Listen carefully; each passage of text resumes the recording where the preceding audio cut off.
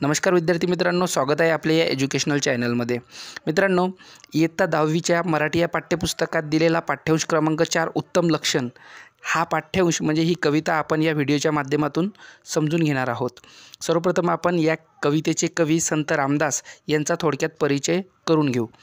संत रामदास हे एक संत कवी आहेत। संत रामदासांच्या काव्याची ठळक वैशिष्ट्ये म्हणजे त्यातील सामाजिक जाणीव, समाजाच्या नैतिक आणि आध्यात्मिक उन्नतीविषयी अखंड जागरूकता आणि अतीव तळमळ संत रामदास यांच्या काव्यात आढळते। आध्यात्मिक विचारांचे प्रतिपादन करणारे टीकाग्रंथ, स्फुट प्रकरणे, आख्यानकाव्ये, करुणाष्टके, उपदेशपर रचना, अभंग, पदे, भूपाळ्या, आरत्या, स्तोत्रे असे विविध प्रकारचे वाङ्मय त्यांनी निर्माण केले। दासबोध ही त्यांची संपूर्ण स्वतंत्र कृती असून त्यातून त्यांचा व्यासंग, चिंतन, समाजाचे व जनरीतीचे त्यांनी केलेले सूक्ष्म अवलोकन प्रत्ययाला येते। मनाचे श्लोक हे त्यांचे अत्यंत लोकप्रिय आणि सर्वतोमुखी असणारे काव्य आहे। संत रामदास यांनी या रचनेत आदर्श व्यक्तींची लक्षणे सांगितलेली आहेत। आदर्शत्वाची संकल्पना स्पष्ट करताना त्यांनी काय करावे आणि काय करू नये याबाबत मार्गदर्शन केले आहे। सत्याचा मार्ग स्वीकारावा, विवेकाने वागावे, कीर्ती वाढवावी असा संदेश या रचनेतून संत रामदास देतात। मित्रांनो, यानंतर आपण कवितेचा भावार्थ समजून घेऊया। श्रोती व्हावे सावधान, आता सांगतो उत्तम गुण, जेणेकरिता बाणे खून सर्वज्ञपणाची। मित्रांनो, या ओळींचा अर्थ आपल्याला असा सांगता येईल, जेणेकरून तुमच्या अंगी सर्वज्ञपणाची खून दिसेल अशा उत्तम गुणांची लक्षणे मी सांगत आहे, त्याकरिता श्रोत्यांनी सावधान राहावे। वाट पुसल्याविण जाऊ नये, फळं ओळखिल्याविण खाऊ नये, पडली वस्तू घेऊ नये एकाएकी। मित्रांनो, या ओळींचा अर्थ आपल्याला असा सांगता येईल, विचारल्याशिवाय कोणत्याही मार्गाने जाऊ नये, फळ ओळखल्याशिवाय खाऊ नये आणि कुठेही पडलेली वस्तू एकाएकी घेऊ नये। जनी आर्जव तोडू नये, पापद्रव्य जोडू नये, पुण्यमार्ग सोडू नये कदाकाळी। मित्रांनो, या ठिकाणी आर्जव या शब्दाचा अर्थ विनंती किंवा विनवणी असा होतो आणि पापद्रव्य म्हणजेच वाईट मार्गाने मिळवलेले धन किंवा संपत्ती। म्हणून या ओळींचा अर्थ आपल्याला याप्रमाणे सांगता येईल की लोकांची विनंती कधीही अवहेरू नये। ज्या कोणी व्यक्तीने आपल्याला एखादी विनंती केली असेल तर त्या व्यक्तीला आपण त्या विनंतीचा मान देऊन मदत करायला हवी।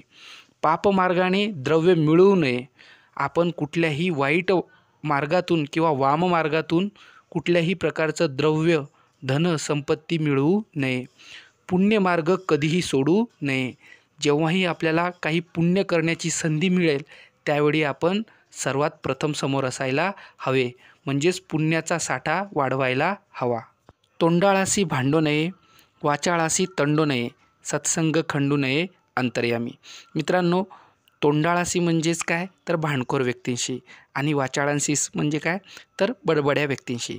मित्रांनो, तोंडाळ जी व्यक्ती असते, जी भांडखोर व्यक्ती असते, या व्यक्तींना भांडण्यात आनंद वाटतो, त्यामुळे अशा लोकांशी कधीही भांडू नये।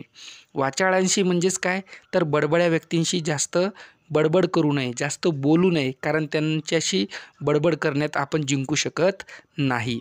आणि सत्संग म्हणजेच संतांचा सहवास किंवा चांगल्या व्यक्तींचा सहवास, यांच्या सहवासापासून आपण कधीच दूर जाऊ नये। नेहमी चांगल्या आणि संत व्यक्तींच्या सहवासात राहावे, जेणेकरून आपल्याला चांगल्या गुणांचा, चांगल्या व्यक्तींचा सहवास लाभत राहील। आळसे सुख मानू नये, चहाडी मनास आणू नये, शोधल्याविण करू नये कार्य काही। मित्रांनो, या ओळींचा अर्थ याप्रमाणे सांगता येईल की आळसात कधीही सुख मानू नये, कारण आळस हा माणसाचा शत्रू आहे। आळस माणसाला यशस्वी होण्यापासून रोखतो। चुगल्या करण्याचे मनातही आणू नये, कारण जो चुगल्या करतो त्या व्यक्तीला समाजात काहीही किंमत नसते। शोध घेतल्याशिवाय कोणतेही कार्य करू नये, जेव्हा आपण एखादी गोष्ट करण्याचे ठरवतो त्यावेळी ती गोष्ट आपण का करतोय, त्याचा उद्देश काय, त्याचा हेतू काय, त्यातून आपल्याला काय प्राप्त करायचे आहे याचा शोध घेतल्याशिवाय ते कार्य करू नये। सभेमध्ये लाजू नये, बाष्कळपणे बोलू नये, पैज होडं घालू नये काही केल्या. मित्रांनो, जेव्हा एखादी व्यक्ती सभेमध्ये बोलायला लागते तेव्हा त्या व्यक्तीने लाजायचं नाही. जर आपण लाजलो तर आपली सभा यशस्वी होणार नाही. बाष्कळपणे बोलू नये, वायफळपणे किंवा विनाकारण बडबड करू नये. जर आपण विनाकारण एखाद्या गोष्टीविषयी बोलत असू, जास्तीचं बोलत असू, तर समोरची व्यक्ती आपल्याला किंमत देत नाही. कधीही कोणाशीही होड म्हणजे शर्यत लावू नये. कोणाचा उपकार घेऊ नये, घेतला तरी राखू नये. परपीडा करू नये, विश्वासघात. मित्रांनो, या ओळींचा अर्थ असा सांगता येईल की कोणाचेही उपकार घेऊ नये आणि जर घेण्याची वेळच आली तर त्याची परतफेड नक्की करावी. कोणालाही त्रास देऊ नये, त्याचा विश्वासघात करू नये. व्यापकपण सांडू नये, पराधीन होऊ नये. आपले ओझे घालू नये कोणी एकासी. मित्रांनो, या ओळींचा अर्थ असा सांगता येईल की आपल्या मनाची विशालता कधीच संकुचित करायची नाही. आपलं मन नेहमी विशाल असायला हवं. दुसऱ्यांच्या स्वाधीन कधीच होऊ नये. कधीही दुसऱ्यांच्या पूर्णपणे स्वाधीन व्हायचं नाही. आपले ओझे दुसऱ्यावर टाकू नये. सत्य मार्ग सांडू नये, असत्य पंथे जाऊ नये. कदा अभिमान घेऊ नये असत्याचा. मित्रांनो, या ओळींचा अर्थ असा सांगता येईल की सत्याचा मार्ग कधी सोडायचा नाही. कितीही बिकट परिस्थिती आली तरी असत्य हे असत्यच असते. त्यामुळे सत्याचा मार्ग कधीच सोडायचा नाही आणि असत्याच्या मार्गाने कधीच जायचं नाही. जो असत्याचा मार्ग पत्करतो तो एके दिवशी तोंडघशी पडतो.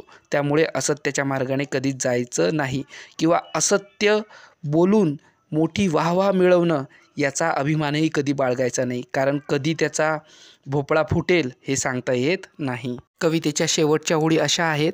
अपकीर्ती ते सांडावी, सत्कीर्ती वाढवावी. विवेके दृढ धरावी वाट सत्याची. मित्रांनो, या ओळींचा अर्थ असा सांगता येईल की अपकीर्ती किंवा वाईट मार्गाने मिळवलेली जी ख्याती आहे, कीर्ती आहे, याचा त्याग आपण केला पाहिजे आणि नेहमी सत्याच्या मार्गाने, चांगल्या मार्गाने जी आपण प्रसिद्धी मिळवतो, कीर्ती मिळवतो, ही आपण वाढवण्याचा प्रयत्न केला पाहिजे. सत्याच्या मार्गाने, विवेकाने आपण सदैव राहिलं पाहिजे आणि सत्य आणि विवेक हा आपल्या जीवनात आपण अंगीकारायला हवा. आशा करतो आपल्याला कवितेचा भावार्थ चांगल्या प्रकारे समजला असेल. मित्रांनो, असेच नवनवीन एज्युकेशनल व्हिडिओ या चॅनलवरती येणार आहेत, तर कृपया चॅनलला अवश्य सबस्क्राईब करा आणि व्हिडिओ आवडल्यास एक लाईक नक्की करा. चला तर भेटूया पुढच्या व्हिडिओमध्ये. तोपर्यंत बाय बाय.